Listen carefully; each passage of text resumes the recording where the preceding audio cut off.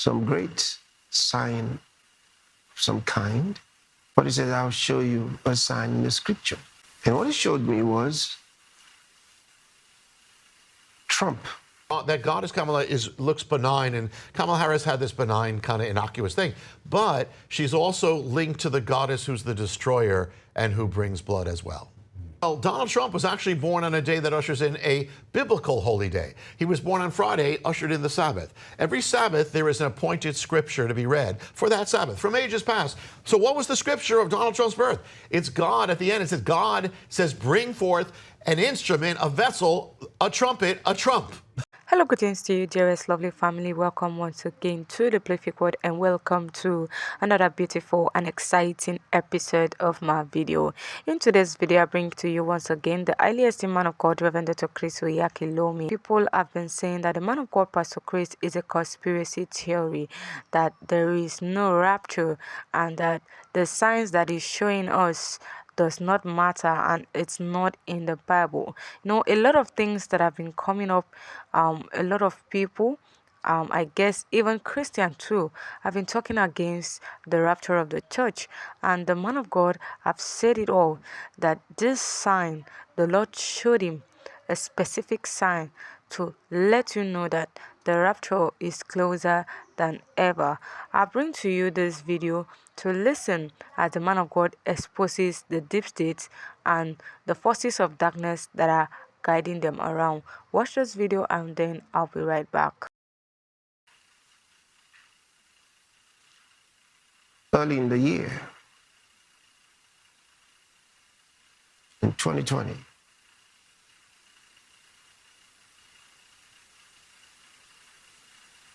where the elections in the United States, you know, people were looking forward to something that'll happen, and everyone kind of believed that when Trump was through with his first term, he would surely get a second term.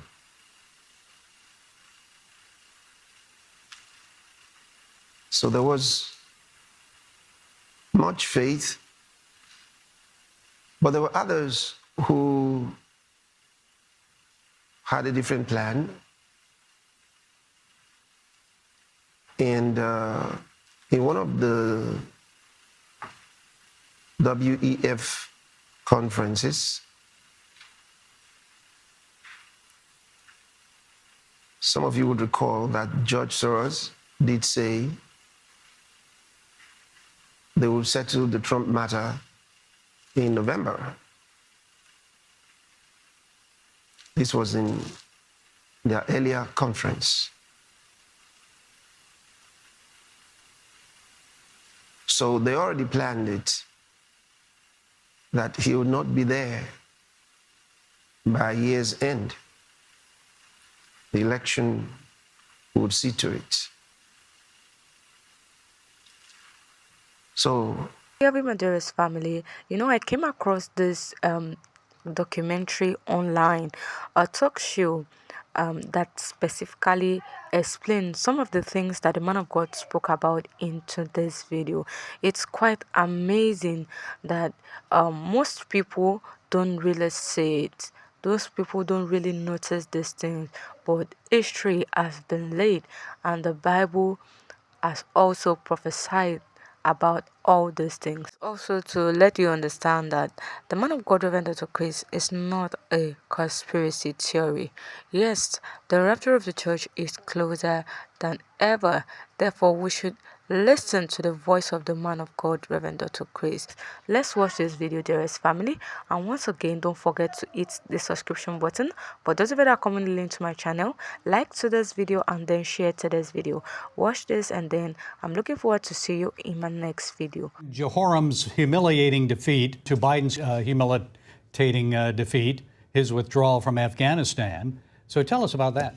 Yeah, it's amazing. There is a mystery because God's over everything, and there's a mystery in the Avatar that involves the kings and queens of ancient Israel. And the amazing thing is, it's a template that's replaying, and it's behind virtually most of the major political leaders of the last period is an ancient king or queen. They don't know they're following it. It's not about them. We got to pray for them, but they are the actions, the time, even exact dates. I mean, this template foreshadowed 9/11, when it would happen, even the hour it would take place. And so each one is in this. Now, Biden, okay, Jehoram. Jehoram was a weak king. During his time, he suffers this, as you said, this disastrous withdrawal from Edom, which totally taints his reign. So we had Afghanistan with Joe Biden. He is Jehoram is behind. It's kind of the template of Joe Biden. During his time, his reign, there are a problem with border crossings, foreigners coming in unchecked.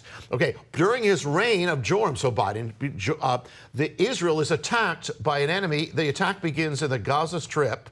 They go in, they take Israeli hostages in the reign of Jehoram, and they bring it back to what is the Gaza Strip. I mean, and in the latter part of Jehoram's reign, there's an issue of the king's infirmity. He is infirmed, physically impaired. Well, Joe Biden. And at the end of his reign, Jehoram has one son left, his youngest son. His name is Ahaziah. Biden has one son left, his Hunter. I was going to ask you about that with Hunter and Jehoram. Yeah. So you got Hunter, you got Ahaziah. Well, with the American Jehoram. Well, Ahaziah, the name comes from Ahaz, which means to seize. When you take that word to seize into Old German, it becomes Henten, thus the name Hunter.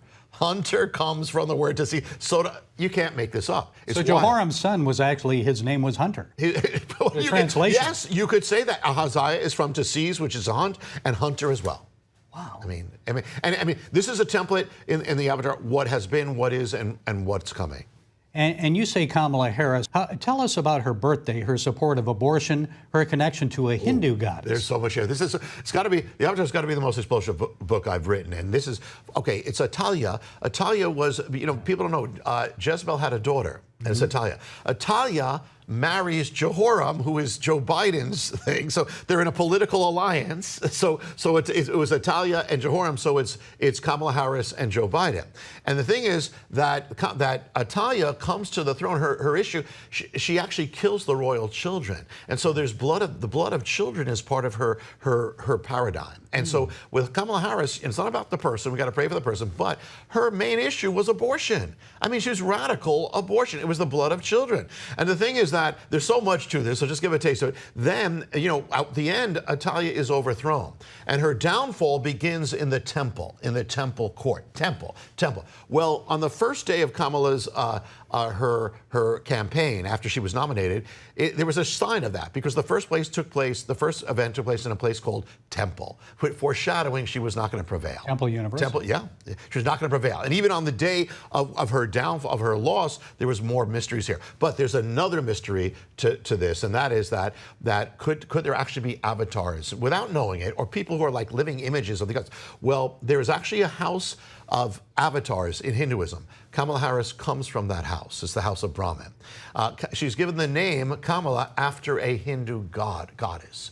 Her whole life is going to parallel the mystery of this goddess. I mean, uncannily. And the name, when she was born into the world, she was born on the day of that goddess. When the worshipers of that goddess they're chanting about the coming into the world of the goddess. She's coming into the world. The goddess is called Kamala. The same day as that celebration. The same day in India. Yeah, her name is Kamala Devi. Kamala Devi literally means Kamala the goddess. I mean, literally. And she's born. Her day of birth is the birthday of the goddess. And so I mean, there's so much. And so there's a sign of. This is actually a sign to America. So that's what one of the things the Avatar is opening up. Did this goddess sacrifice children? I mean, today we have the altar of abortion clinics. The interesting thing is, I mean, on one hand, that goddess Kamala looks benign, and Kamala Harris had this benign kind of innocuous thing, but she's also linked to the goddess who's the destroyer and who brings blood as well.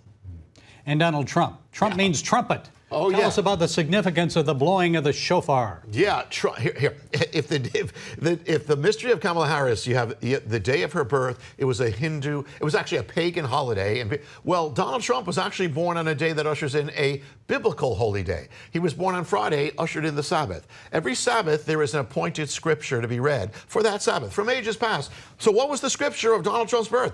It's God at the end. It says God says, "Bring forth an instrument, a vessel, a trumpet, a trump." So literally all around the world, while he's being born, they're reading about the God bringing a trumpet to the world. A trumpet is loud. A trumpet is disruptive. A trumpet is people is think, oh, that's too much. Well, that's what he is. The trumpet doesn't have to know what he's doing to be used. The trumpet is a vessel used of God. So despite all the other things, Trump is used of God.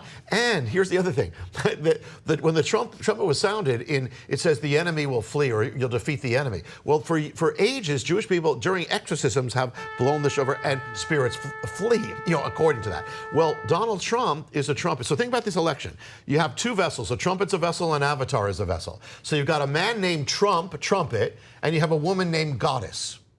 And the trump sounds and the goddess flees. If Kamala Harris had won, think about this. America's born to be a one nation under God, to be governed by God. We would have been governed by one called the goddess. Okay, so the trumpet gets rid of these demonic forces, but you say in the book, if you don't replace them with God, exactly, something else comes back or comes in. That is it. If we change the government, but we don't change people's hearts, the unchanged hearts are going to change the government back. The gods will return. If you drive out, Trump has been, we don't know what he knows, but he's rolling back this agenda of the gods: abortion, child sacrifice, gender. That's another thing. But if you don't replace it with the presence of God, then it's going to have a vacuum. It's going to be filled by something else. So it's coming back. So the thing is that we need revival. The only thing that can save America is revival. Well, we're seeing